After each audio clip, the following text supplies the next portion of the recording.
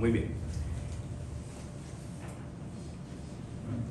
El título que tiene este sermón es Las ramas injertadas, o ramas injertadas, como usted quiera poner. El texto que vamos a estar exponiendo el día de hoy es Romanos capítulo 11, y estaremos estudiando o exponiendo los versículos desde el 11 hasta el 24, como fue la lectura que hizo hace un momento nuestro hermano Freddy. Pero como conviene siempre a la Iglesia de Cristo escuchar, leer su palabra, vamos a leer nuevamente el texto antes de profundizar en él. Dice así la bendita y toda suficiente palabra de Dios. Romanos 11:11 en adelante. Digo pues, ¿han tropezado los de Israel para que cayesen? Es decir, su endurecimiento del que habló en el versículo anterior no tenía ningún propósito. Responde Pablo, en ninguna manera. Pero por su transgresión, este es el propósito, vino la salvación a los gentiles para provocarles a celos. Y si su transgresión es la riqueza del mundo y su defección la riqueza de los gentiles, ¿cuánto más su plena restauración? Porque a vosotros hablo, gentiles, por cuanto yo soy apóstol a los gentiles, honro mi ministerio, por si en alguna manera pueda provocar a celos a los de mi sangre y hacer salvos a algunos de ellos. Porque si su exclusión es la reconciliación del mundo, ¿qué será su admisión sino vida entre los muertos? Si las primicias son santas, también lo es la masa restante. Y si la raíz es santa, también lo son las ramas. Pues si algunas de las ramas fueron desgajadas, y tú, siendo olivo silvestre, has sido injertado en lugar de ellas, y has sido hecho partícipe de la raíz y de la rica savia del olivo, no te jactes contra las ramas. Y si te jactas, sabe que no sustentas tú a la raíz, sino la raíz a ti. Pues las ramas, dirás, fueron desgajadas para que yo fuese injertado. Bien, por su incredulidad fueron desgajadas, pero tú, escuchen, pero tú por la fe estás en pie. No te ensoberbezcas, sino teme, porque si Dios no perdonó a las ramas naturales, a ti tampoco te perdonará. Mira pues la bondad y la severidad de Dios, la severidad ciertamente para con los que cayeron, pero la bondad para contigo si permaneces en esa bondad, pues de otra manera tú también serás cortado. Y aún ellos, si no permanecieren en incredulidad, serán injertados. Pues poderoso es Dios para volverlos a injertar. Porque si tú fuiste cortado del que por naturaleza es olivo silvestre, y contra naturaleza fuiste injertado en el buen olivo, cuánto más estos, que son las ramas naturales, serán injertadas en su propio olivo. Amén. Repito, el título de este sermón es Las ramas injertadas. Durante todo este tiempo, ya podemos decir años que llevamos estudiando, ya sumamos 2 años que llevamos estudiando la epístola a los romanos, uno empieza a notar ciertos movimientos usuales y repetitivos que el apóstol Pablo hace a lo largo de esta carta. Uno de ellos, por ejemplo, es establecer un claro argumento para posteriormente hacer fuertes aclaraciones en relación a ese claro argumento.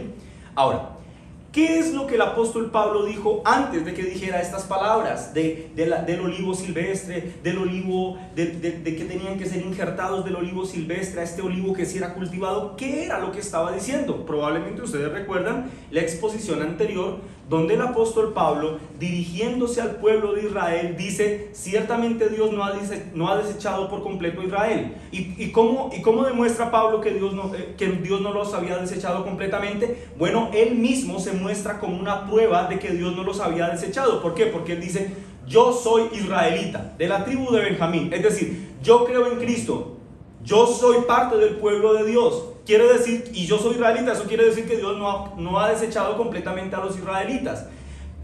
Pero luego dice, no es tampoco que los haya aceptado a todos, solamente que ha aceptado a un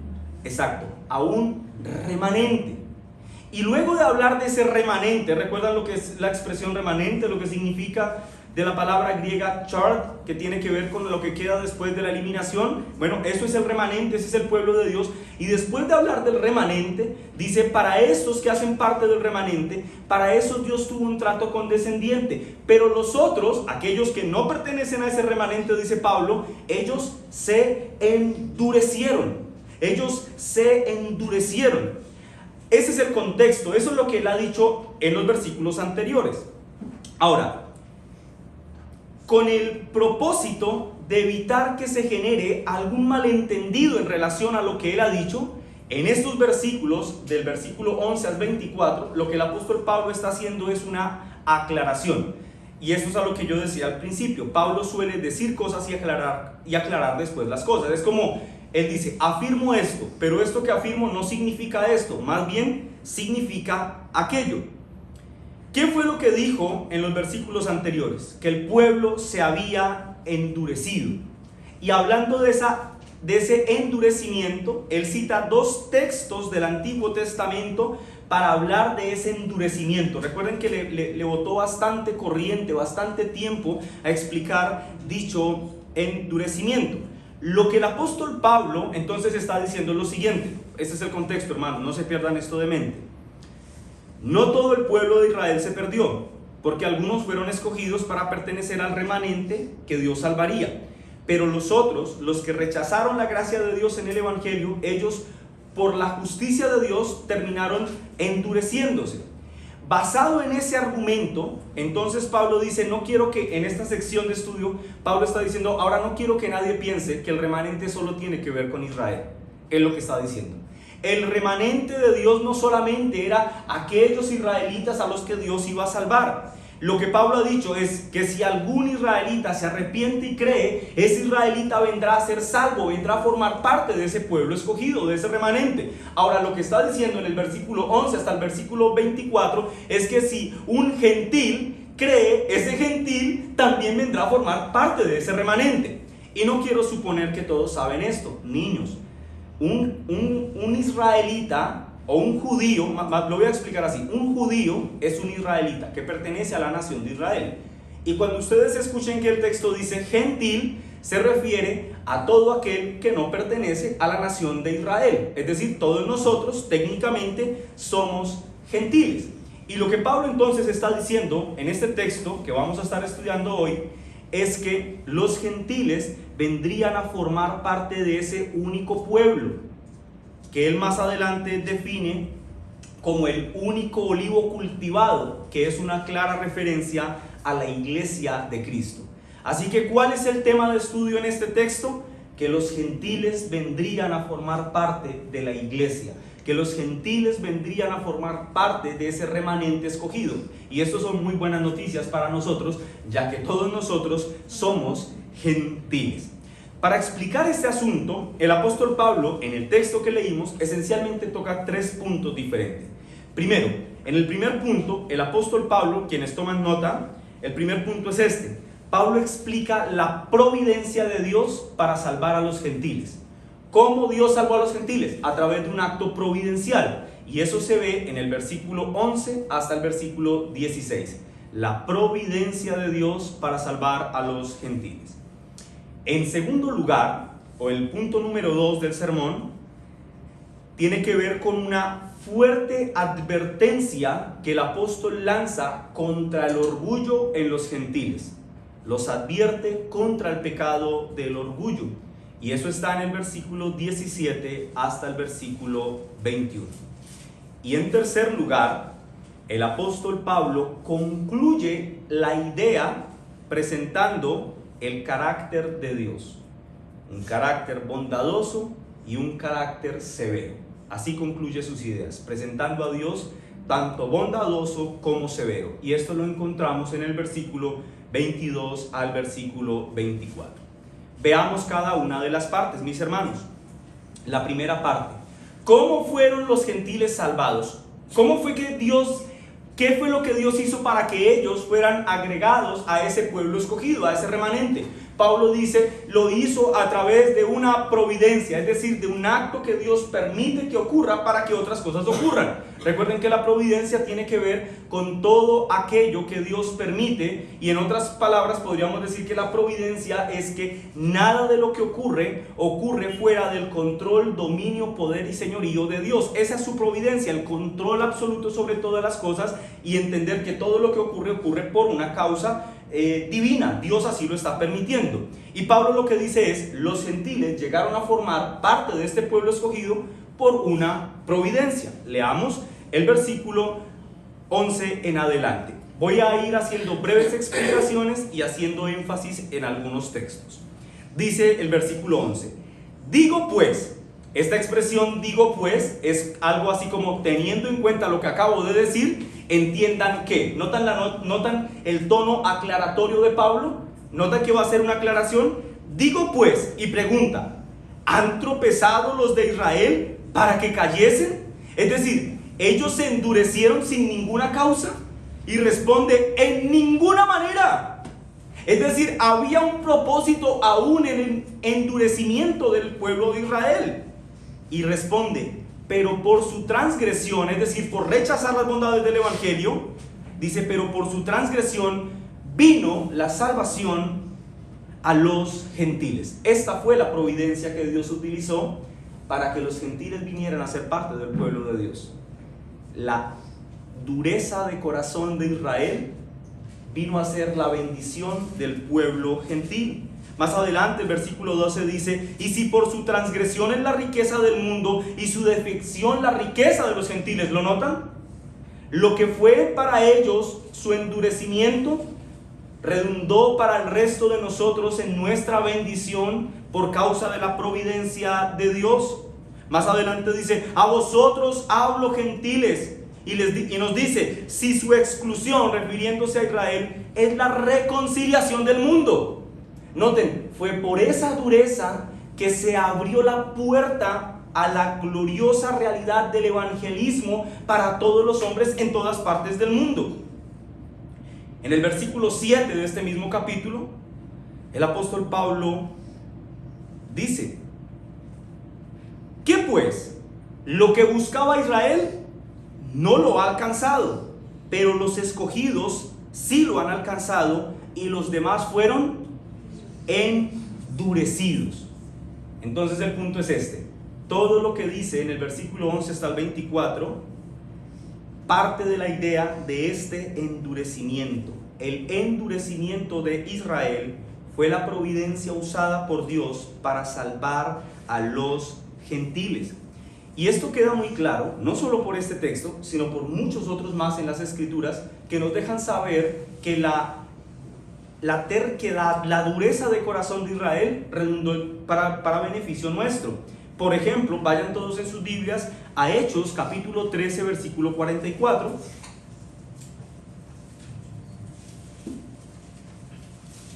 Allí es sumamente claro este punto. Hechos 13, 44 en adelante. ¿Estamos allí, hermanos? Amén. Muy bien. Dice así la palabra del Señor. El siguiente día de reposo se juntó casi toda la ciudad para oír la palabra de Dios. Versículo 45. Pero viniendo ¿quién? Pero viniendo los ¿qué? Judíos. Noten, viniendo los judíos, la muchedumbre se llena, pero viendo los judíos la muchedumbre, se llenaron de celos y rebatían lo que Pablo decía, contradiciendo y blasfemando.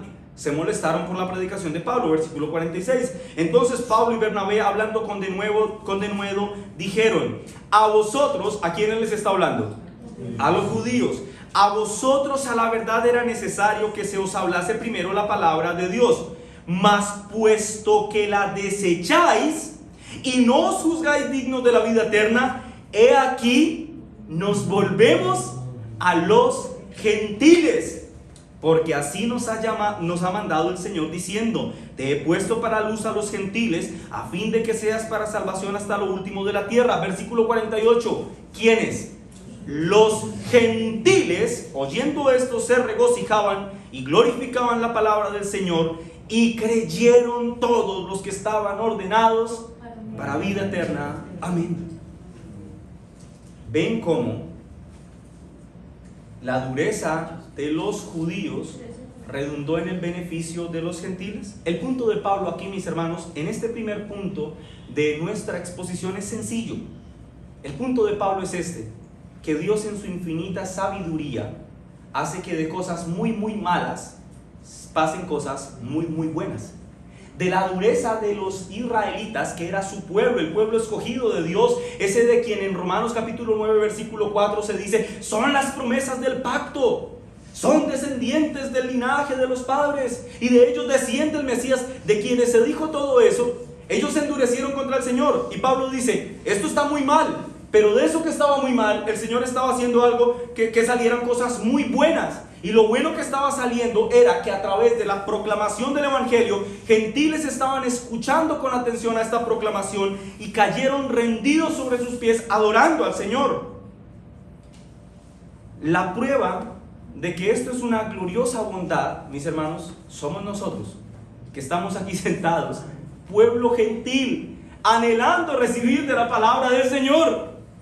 Nosotros somos la prueba viviente, así como Pablo se presentó como una prueba irrefutable de que Dios no había acabado completamente con el pueblo de Israel. Bueno, mis hermanos, nosotros, todos nosotros, somos la prueba irrefutable de que Dios ha agregado pueblo gentil para que venga a formar ese remanente escogido para salvación.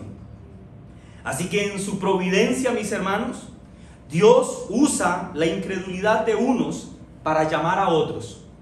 Pero noten que en una parte del texto, Pablo dice que con la llegada de los gentiles al remanente, él espera que los israelitas sean provocados a celos. No en un sentido contrario o adverso, como nosotros entendemos la expresión celos. Aquí es más bien como que sean motivados a anhelar tener lo que ahora los gentiles tienen. Entonces, en su providencia, Dios usa la dureza de uno para llamar a otro, pero también usa la aceptación de ese otro para animar al que se ha endurecido a que venga y busque del Señor, para que anhele lo que el otro tiene. Por eso Pablo dice: para que deseo provocarles a celos. Ahora, bajo estas contundentes declaraciones de que Dios providencialmente nos ha llamado a novedad de vida, utilizando la dureza de los judíos, bajo ese contexto, el apóstol Pablo ahora lanza una fuerte advertencia a los gentiles. Ese es el punto número 2 de nuestro sermón, versículo 17 al 21, la advertencia a los gentiles. Dice así, versículo 17 al 21: pues si algunas de las ramas fueron, ¿qué? Desgajadas, es decir, quitadas, dice, y tú, noten el cambio de ritmo, anteriormente había dicho vosotros gentiles, ahora dice y tú, siendo olivo silvestre, has sido, ¿qué? Injertado en lugar de ¿quiénes? De ellas. ¿A quiénes se refiere? De las ramas que fueron desgajadas. Dice, y has sido hecho partícipe de la raíz. Noten entonces, hermanos, que hasta este punto hay 3 sujetos en la oración: las ramas que fueron desgajadas, las ramas que fueron injertadas y la raíz, o como más adelante dirá, o en otra versión dice el vástago, refiriéndose al tronco, al árbol. Dice, ha sido injertado en lugar de ellas y ha sido hecho partícipes de la raíz y de la rica savia del olivo. Versículo 18: no te jactes contra las ramas. ¿Contra cuáles? Contra las que fueron desgajadas. No te jactes contra las ramas. Y si te jactas, sabe que no sustentas tú a la raíz, sino que la raíz te sustenta a ti. Pues las ramas dirás, ¿fueron desgajadas para que yo fuese injertado? Y Pablo dice, bien, o sea, eso es cierto. Ellas fueron quitadas para que tú fueras injertado. Pero dice, por su incredulidad fueron desgajadas. Pero tú, por la fe, estás en pie. Así que no te ensoberbezcas, sino teme. Porque si Dios no perdonó a las ramas que eran naturales, a ti tampoco te perdonará si te ensoberbeces. En el punto anterior, Pablo se dirigió en plural a los gentiles. Ahora noten que en este punto él se refiere a un gentil representativo. Él dice, y tú, siendo olivo silvestre, dice el versículo 17, y tú. Esta es una forma muy característica de personificar, de traer a un representante y personificarlo para que el lector sienta que le está hablando a él. Ahora, lo que quiero decir es, esto es lo que debemos sentir. El Señor, en su bendita palabra, nos está hablando a nosotros, con el ejemplo de un gentil representativo. Pablo dice que las ramas fueron desgajadas. ¿Quiénes son esas ramas desgajadas? Los judíos incrédulos. Y luego habla de unas ramas que fueron injertadas. ¿Quiénes son esas ramas injertadas? Bueno, los gentiles que han puesto su confianza en Cristo. Y la raíz, y esta parte es muy interesante, la raíz a la que hace referencia, ¿quién es? Las promesas del pacto abrahámico. Pastor, ¿y de dónde sacas eso? ¿De dónde sacas que la raíz tiene que ver con el pacto abrahámico, con el establecimiento del pacto? Bueno, de lo que dice más adelante el versículo 28. Así, lean el versículo 28, hermanos. Así que en cuanto al evangelio, son enemigos por causa de vosotros. Escuchen esto. Pero en cuanto a la elección, son amados, ¿qué dice allí? Por causa de los padres. ¿Quiénes son los padres? Abraham, Isaac y Jacob. Esta es una clara mención al establecimiento del pacto abrahámico. Paréntesis, ¿notan la importancia, mis hermanos, de tener un entendimiento pactual de las Escrituras? Sin eso sería imposible entender lo que el texto dice. Sería imposible. Ahora, ¿qué es lo que está diciendo Pablo en estos versículos? Pablo ha dicho que Dios ciertamente, providencialmente, utilizó la dureza de su pueblo para que un gentil, tú gentil, vinieras a ser beneficiario de la gracia que es ofrecida en el Evangelio. Pero luego advierte, pero tú gentil, ten mucho cuidado de ser un orgulloso, arrogante y soberbio contra los demás. Pablo está diciendo, gentil, cuídate de esta terrible enfermedad moral llamada orgullo. Cuídate de ella. No caigas en ese envanecimiento y en esa trampa. No caigas en el pecado de la soberbia. No te enorgullezcas mirando por encima del hombro a los demás. Porque lo que hace que el judío esté en el pueblo remanente es exactamente lo mismo que hace que el gentil pertenezca al pueblo remanente: la gracia y la misericordia del Señor. El Nuevo Diccionario Bíblico Ilustrado define de una forma maravillosa lo que es la soberbia o el orgullo. Escuchen esta definición que es preciosa. Dice: la soberbia o el orgullo se relaciona con un deseo y pretensión de superioridad sobre los demás, justo con un rechazo de sometimiento a Dios, pretensión de autosuficiencia y autoexaltación. Es un estado opuesto al de la humildad. El soberbio no reconoce su dependencia como criatura a su creador, ni la mutua dependencia con sus semejantes. La soberbia y el orgullo fue el pecado de Satanás.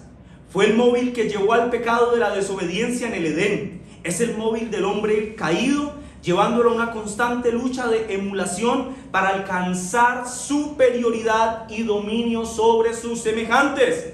Y luego agrega: el cristiano no deja de ser susceptible a ese pecado. Me gusta mucho cómo finaliza: el cristiano no deja de ser susceptible a ese pecado. Es tan cierto que nosotros somos susceptibles al orgullo, mis hermanos, que todo este texto hace un gran énfasis en advertir a la iglesia de Roma de no caer en este horrendo pecado. Y desde luego que si le está hablando a ese gentil representativo, naturalmente nos está hablando a nosotros mismos. Nosotros mismos, si lo pensamos bien, muchas veces hemos pecado de esta forma contra el Señor. Ahora, por la forma en la que el texto está escrito y su composición gramatical, se da a entender, o uno puede leer, que dentro de la iglesia de Roma habían gentiles que se habían llenado de orgullo contra los judíos pertenecientes a la iglesia. Quienes han estado desde el principio de este estudio de Romanos recordarán que la iglesia de Roma al principio era una iglesia compuesta mayoritariamente por judíos, pero luego de la persecución quedó compuesta mayoritariamente o exclusivamente de gentiles, cuando los judíos fueron expulsados de Roma. Pero luego, cuando se firmó la amnistía y se les permitió regresar a los judíos, empezaron a llegar de a pocos, y por esas épocas fue cuando Pablo escribió la carta a los romanos. Así que la iglesia estaba compuesta en su gran mayoría de gentiles y una minoría de judíos. Así que lo que Pablo está diciendo es, mira,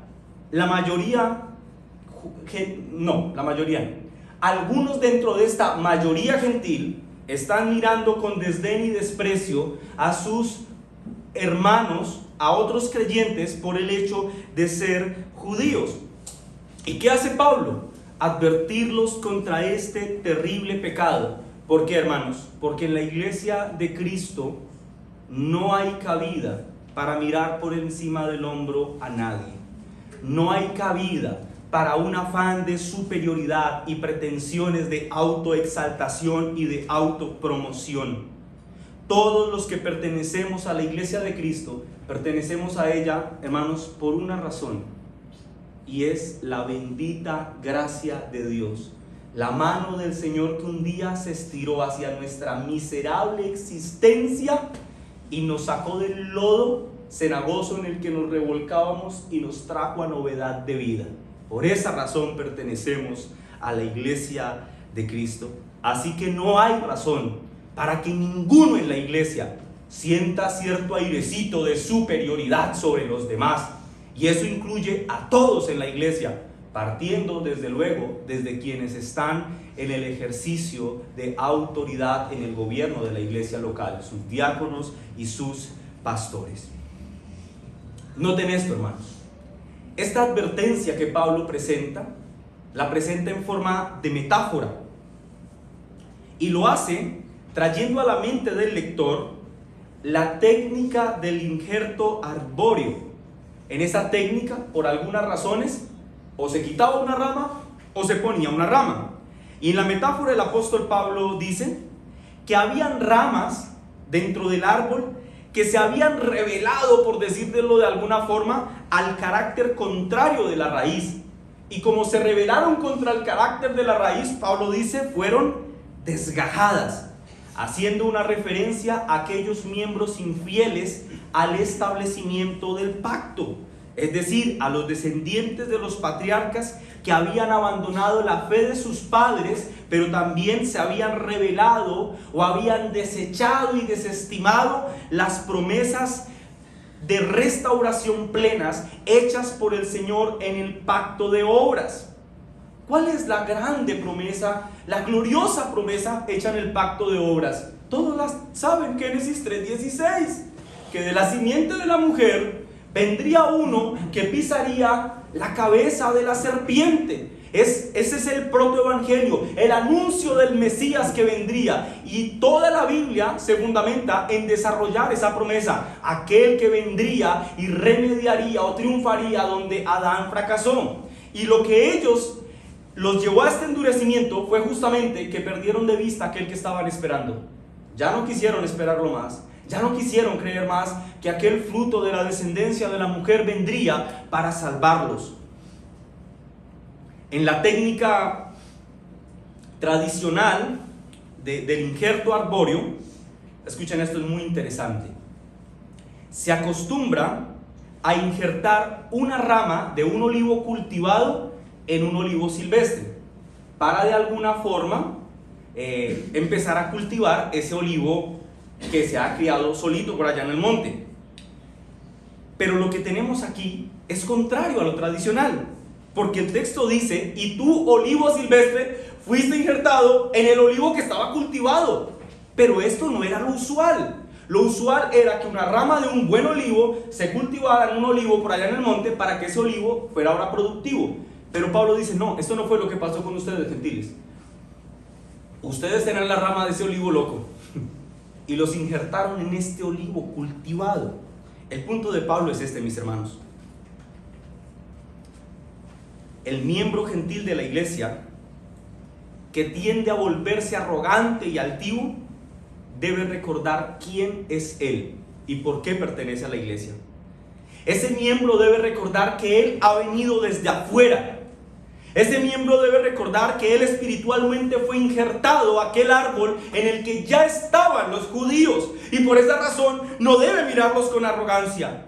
Ese miembro gentil debe recordar que si él disfruta, como dice Pablo, de la rica savia del olivo, es decir, las bendiciones prometidas a los patriarcas y cumplidas en sus vidas y en las vidas de todos aquellos que temen a Dios, no es por causa de que ellos, gentiles, sean mejores que los demás, que aquellos que se endurecieron, sino es por causa de la soberana obra de Dios que decidió injertarlos al árbol, valiéndose providencialmente de la dureza de aquellos que rechazaron el evangelio y que posteriormente fueron desgajados.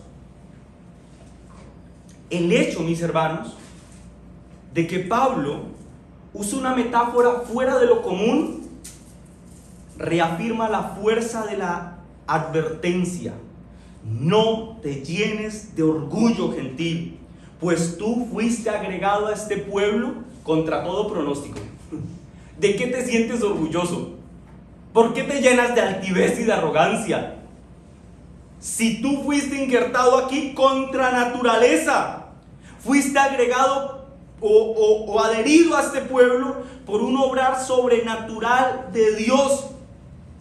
No porque fueras inherentemente mejor que ellos, no, sino porque a Dios le plació. Ahora pregunta, ¿por qué algunas ramas fueron desgajadas? En el versículo 20 él dice, por su incredulidad fueron desgajadas. Pero escuchen esto, allí mismo agrega, pero tú, gentil, por la fe estás en pie. Entonces agrega, no te ensoberbezcas, sino teme. ¿Qué fue lo que hizo que las ramas fueran desgajadas?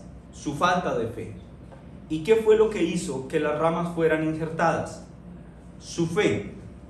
La fe, mis hermanos, la fe en sí misma debe ser un argumento esencial con el que le prediquemos a nuestras almas contra el orgullo. ¿Por qué? Porque la fe no es algo que provenga de nosotros. Es decir, nosotros no producimos fe.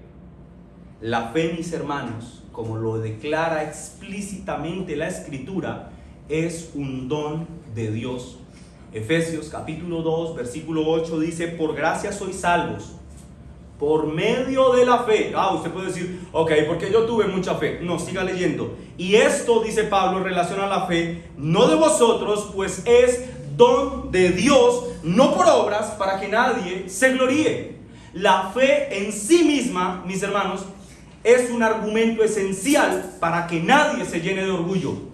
Porque es por gracia que somos salvos, y el medio que utiliza Dios para salvarnos por gracia es la fe, pero no porque nosotros tuviéramos fe. Él nos la ha dado como un don para que la apliquemos y la ejerzamos en Cristo, y entonces seamos salvos. Y si esto es así, y es así porque la Escritura lo declara, entonces, ¿qué cabida hay para el orgullo?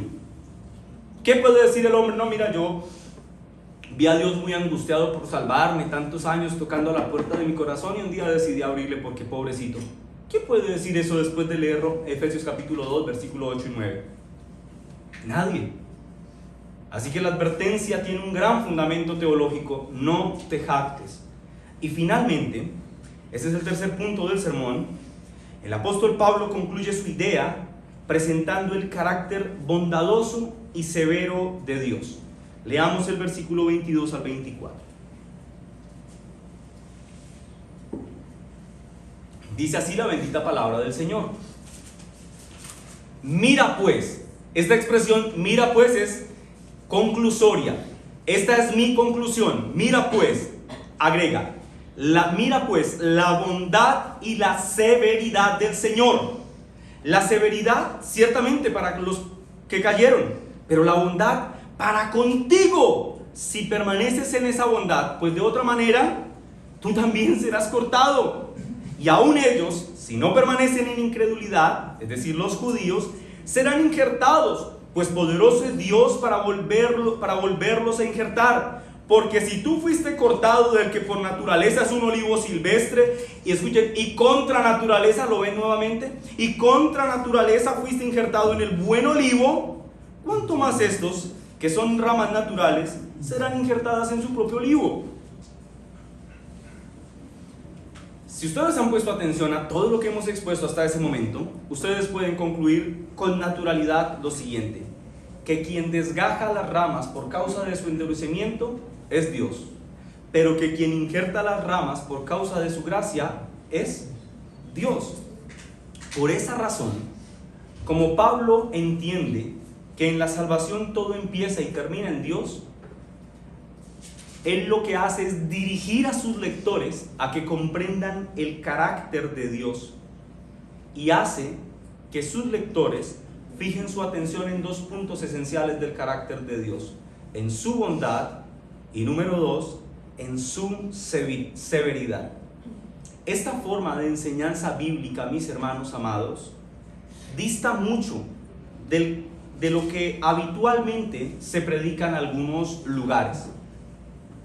Para muchos, lo ideal es hacer un sobreénfasis en el amor de Dios, en que Dios es muy amoroso, en que Dios todo lo mira a través del prisma del amor, y de alguna forma se imaginan a Dios como un viejito sin vergüenza que es incapaz de regañar a alguien, y sobreenfatizan el amor de Dios a costa de su ira. Sobreenfatizan la bondad de Dios a costa de su justicia. Sobreenfatizan la misericordia de Dios a causa de sus demandas de juicio. Pero, hermanos, la predicación de la palabra no puede ser al gusto del consumidor. La predicación de la palabra debe ser fiel a ella misma, y debe predicarse el consejo de Dios completo. Debe hablarse de la bondad del Señor, acompañada también de su severidad. Y Pablo, ¿qué es lo que dice en este texto? Que los que han rechazado la gracia de Dios que es ofrecida en el Evangelio, ¿qué hay para ellos? Severidad. Es decir, enfrentar el rigor del juicio divino. Pero agrega que para los que abrazan con fe el ofrecimiento genuino de salvación que se hace en el anuncio del Evangelio, ¿qué hay para ellos? Bondad. Para unos bondad y para otros severidad. Pero quiero que noten algo que es muy interesante en el texto. Él dice, en relación a la bondad, dice: pero la bondad para contigo. Qué maravilloso eso. Coma, agrega lo siguiente: si permaneces en esa bondad, pues de otra manera, esta es la condicionalidad, pues de otra manera, tú también serás cortado. Quiero hacer una aclaración aquí. Esta expresión, si permaneces en esta bondad, no debe entenderse como que yo debo aportarle a Dios algo para permanecer en Él. Recordemos, hermanos, la salvación nunca se ha tratado de que Dios aporte 50% de bondad y el hombre 50% de fe. Nunca ha sido así. Es más, nunca la salvación ha sido que Dios aporte el 99,9% de bondad y tú le agregues el 0,1% de fe. La salvación, mis hermanos, es un asunto en el que de principio a fin Dios soberanamente tiene el papel protagónico. Nunca ha tenido que ver con nosotros. Así que el texto no está diciendo, cuando utiliza la expresión, pero si permaneces en esa bondad, no está diciendo, bueno, tienes que aportarle algo a Dios. Pero de lo que sí está hablando el texto, mis hermanos, es que la soberanía de Dios no anula, mis hermanos, no anula la responsabilidad humana. Dios es soberano en la salvación de los hombres, ciertamente, pero eso no anula el hecho de que todos los seres humanos seamos responsables delante de Dios. Y esto es cierto porque Dios no ejerce fe por el hombre o en lugar del hombre. El hombre, como requisito, debe poner su confianza en su fe en Cristo para ser salvo. Pero recordemos que es Dios quien le imparte esa fe y le capacita para utilizarla. No obstante, el hombre es responsable delante de Dios. Pastor, ¿y cómo puede usted explicar eso? No puedo explicarlo, porque es un misterio. La Biblia, mis hermanos, desde el Génesis hasta el Apocalipsis, revela que Dios es soberano y al mismo tiempo revela que el hombre es completamente responsable delante de Dios. Y estas dos doctrinas, que son transversales a toda la Escritura, atraviesan toda la Escritura como dos ríos que van uno al lado del otro en paralelo, pero nunca chocándose y nunca tocándose. Estas doctrinas están allí presentes, pero nunca se chocan una contra la otra. Pastor, eso es una contradicción. No, mi hermano, eso es una paradoja, y una paradoja es sustancialmente diferente a algo que es contradictorio. Una paradoja es inentendible, pero no quiere decir que sea una contradicción. Ahora, pastor, ¿y en dónde la Biblia menciona estos dos aspectos? Dios como soberano y el hombre como responsable. En todas las escrituras.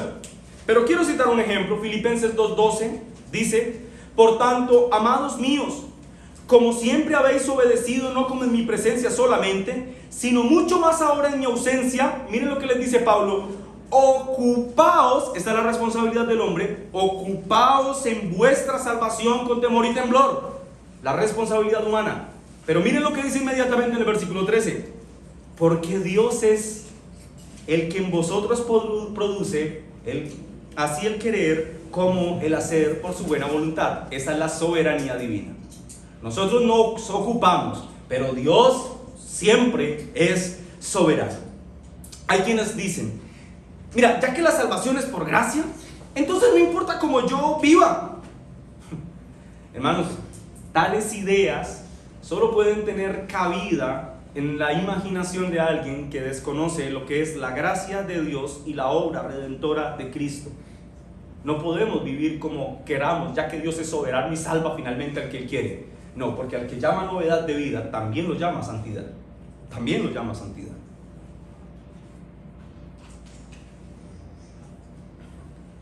¿Qué sucede cuando alguien no permanece en la fe? El texto dice, pero la bondad para contigo si permanecieres en esa bondad, pues de otra manera tú también serás cortado. Si tú, gentil, no permaneces en la bondad del Señor, si tú rechazas la gracia de Dios anunciada en el Evangelio, lo que debes esperar es predecible, y es que también seas cortado. Ahora noten esto: ese anuncio primero fue hecho a los judíos, aquellos que se endurecieron, y el texto dijo fueron desgajados. Ahora esa advertencia es hecha a los gentiles: si te endureces, si te rehusas a creer en el Evangelio, también serás cortado. Lo que quiero resaltar con esto, mis hermanos, es que esa realidad es aplicable a todos nosotros también. Cualquiera que rechace el Evangelio tendrá que enfrentar el mismo camino: ser cortado. Por eso, nosotros conocemos a muchos individuos, probablemente este es mi caso. Por la gracia del Señor llevo 14 años en la fe, y a lo largo de estos 14 años he visto cómo muchas personas un día vienen, abrazan con gozo la palabra del Señor, y al otro día desaparecen y uno nunca más vuelve a saber de ellos. Y cuando uno sabe de ellos con el tiempo, probablemente ya han abrazado con vehemencia la mundanalidad. ¿Por qué pasa esto? Porque fueron cortados. Pastor, ¿eso quiere decir que perdieron su salvación? No, porque la Escritura lo explica muy claro. En 1 de Juan, cuando dice salieron de nosotros, pero en realidad no fueron nunca de nosotros, porque si hubiesen sido de nosotros, habrían permanecido entre nosotros. La prueba de que no eran verdaderamente creyentes es que un día abandonaron las cosas del Señor, y entonces en ese momento fueron desgajados. El mismo Señor Jesucristo en Mateo capítulo 24 versículo 13 dice: mas el que persevere hasta el fin, este será salvo. La perseverancia, mis hermanos, es la prueba irrefutable de que una obra extraordinaria ha ocurrido en nuestro corazón. Solo persevera hasta el fin aquel en quien Dios persevera para salvarle. No somos sustentados por causa de nuestros propios impulsos, o por causa de nuestra sabiduría, o por causa de nuestra superioridad, mis hermanos. Somos impulsados a seguir adelante porque la gracia del Señor nos sostiene. Esta mañana leía la forma en la que Juan cierra la carta de Revelaciones con una expresión tan gloriosa, mis hermanos, que debería hacernos que meditáramos bastante en ella. Juan, en el capítulo 22 de Apocalipsis, dice, versículo 21: la gracia de nuestro Señor Jesucristo sea con todos vosotros. Amén. Eso es lo que sostiene a un creyente: la gracia de nuestro Señor Jesucristo. La prueba irrefutable de que hemos sido injertados en el árbol es que perseveraremos en Cristo hasta el fin de nuestros días. En Apocalipsis 2:10 dice: no temas en nada lo que vas a padecer. He aquí el diablo echará a alguno de vosotros a la cárcel para que seáis probados y tendréis tribulación por 10 días. Y agrega: sé fiel hasta la muerte y yo te daré corona de vida. La fe auténtica, mis hermanos, viene acompañada de perseverancia. La fe verdadera viene acompañada de perseverancia. Alguien me dijo un día: ¿todavía sigue siendo cristiano? Y le dije: como si uno se pudiera salir de esto. No se puede. Ah, pero yo dejé de ser cristiano hace muchos años, me dijo. Bueno, nunca lo fuiste. Porque la fe verdadera viene acompañada de perseverancia. Pero hermanos, no piensen, nosotros como pueblo gentil injertado al árbol de la vid, ninguno piense que Dios ha acabado su trato con Israel, porque en el versículo 23 dice: y aun ellos, si no permanecieren en incredulidad, serán injertados, pues poderoso es Dios para volverlos a injertar. En otras palabras, para el pecador que se arrepiente, no importa cuánto endurecimiento haya manifestado, si se arrepiente y cree, él tiene esperanza. Bendito sea el Señor por eso. Y en el versículo 24 agrega: porque si tú fuiste cortado del que por naturaleza es olivo silvestre y contra naturaleza fuiste injertado en el buen olivo, ¿cuánto más estos, que son ramas naturales, serán injertados en su propio olivo? Es como si el apóstol Pablo dijera: tú gentil, que pertenecías a un pueblo que por naturaleza era incrédulo y adoraba el paganismo, y aún así fuiste traído a este olivo cultivado. Es decir, fuiste traído al dominio de la gracia y a las promesas del pacto y de la fe. Si se pudo hacer esto contigo, que adorabas a dioses paganos y que eras contra la naturaleza de esta fe, y se te libró del pozo del paganismo, ¿cómo crees que esto no puede pasar con aquellos que fueron ese pueblo escogido de Dios y quienes recibieron las promesas del pacto directamente? Para finalizar, quiero que noten dos detalles importantes. Ese reintegro, ese reinjerto de los que se endurecieron, tiene como condición que no persistan en su incredulidad, es decir, que se arrepientan y crean. Pero en segundo lugar, noten esto: el texto todo el tiempo nos ha hablado de dos ramas.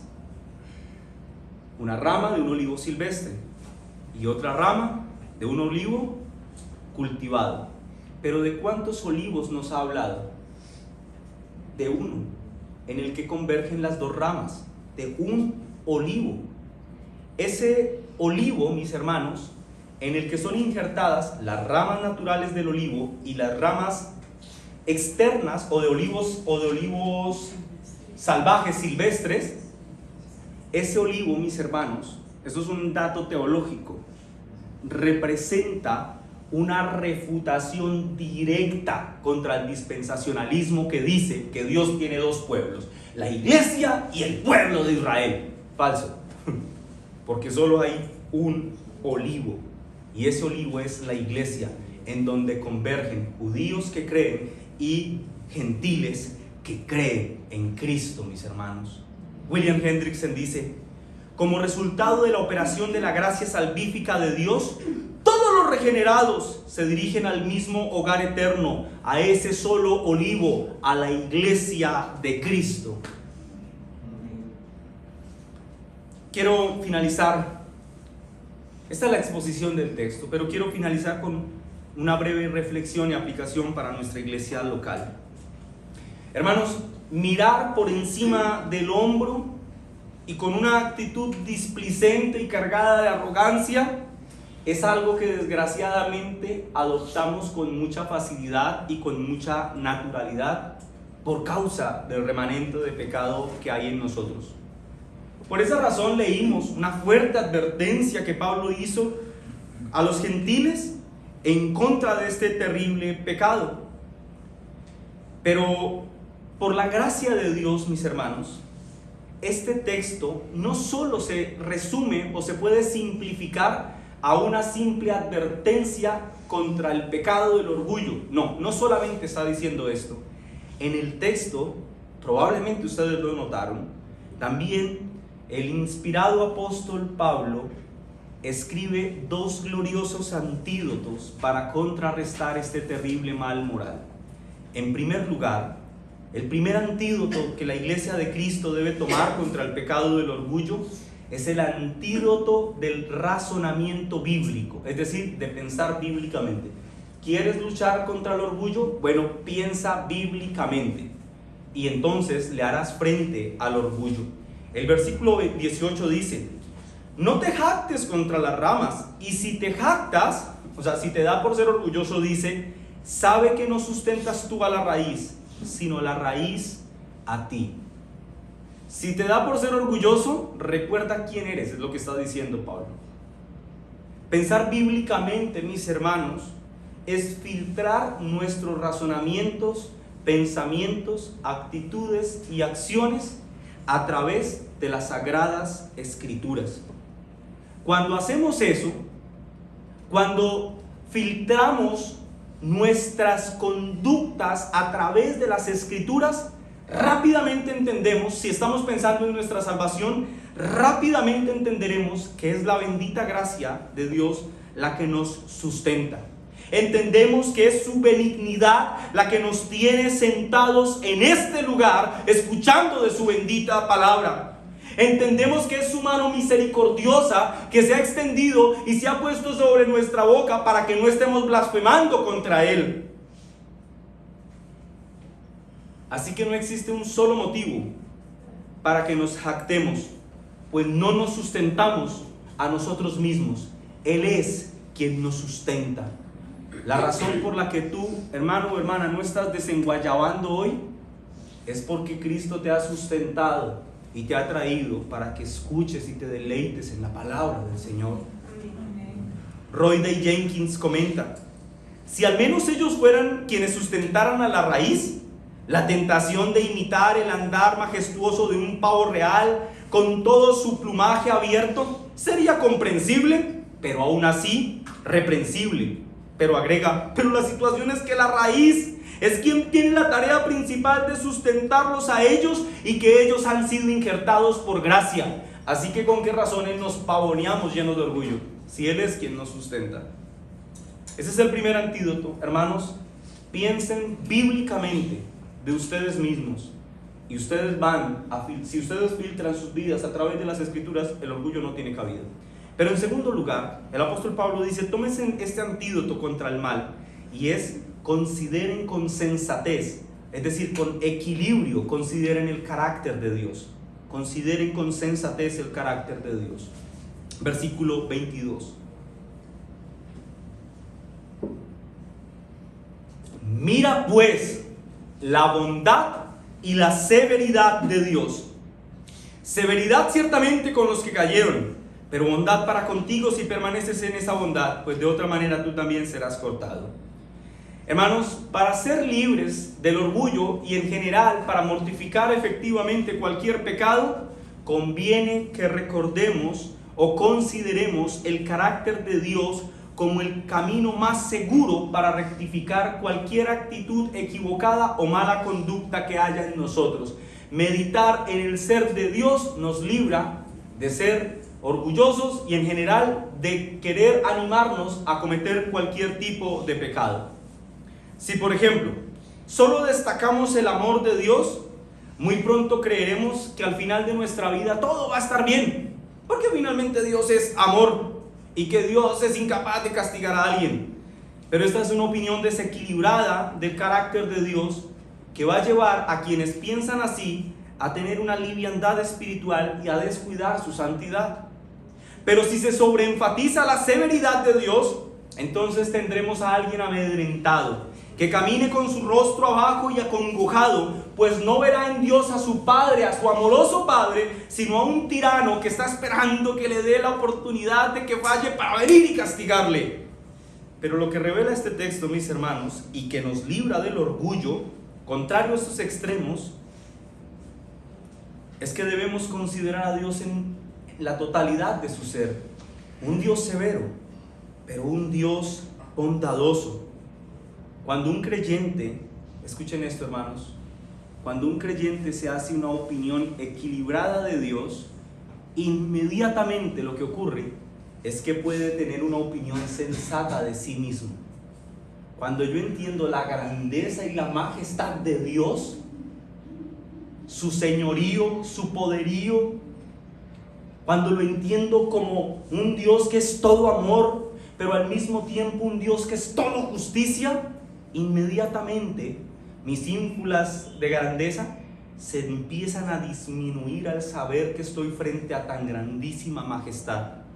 Piénsenlo de esta forma, hermanos. Piensen en dónde, en qué lugar, o traigan a sus mentes más bien el mejor ejemplo que puedan en donde Dios actuó con suma bondad, pero también con suma severidad, las dos actuando al mismo tiempo. ¿En dónde ocurrió eso?